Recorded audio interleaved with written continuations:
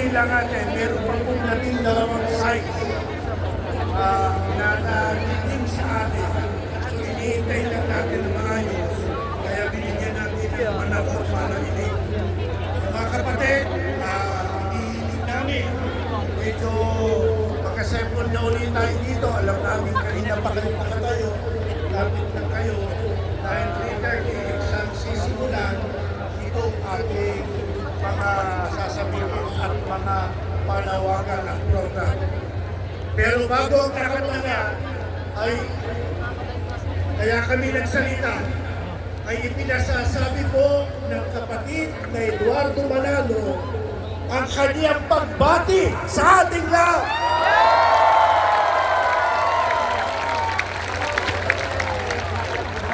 Kaya mga kapatid, ulitin namin, naiinip na ba kayo?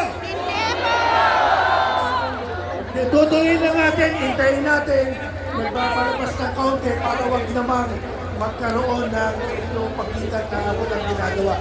Magandang hapon sa inyong lahat, mga kapatid.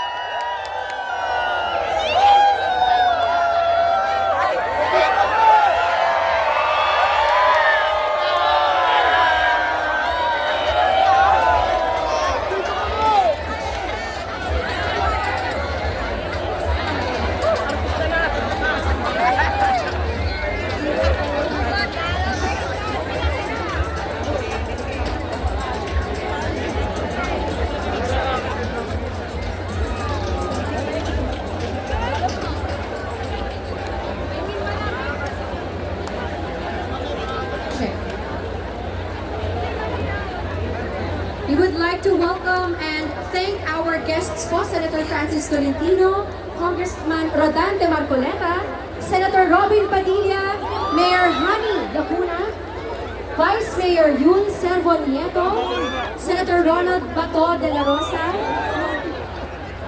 aspiring Manila Mayor Francisco Moreno, aspiring Manila Vice Mayor Chi Atienza, Congressman Carlo Lopez, District 2, Manila, Greco Belgica, Residential Anti-Corruption Commission.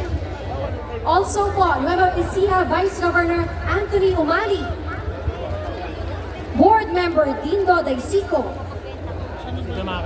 Cabanatuan Vice Mayor Nino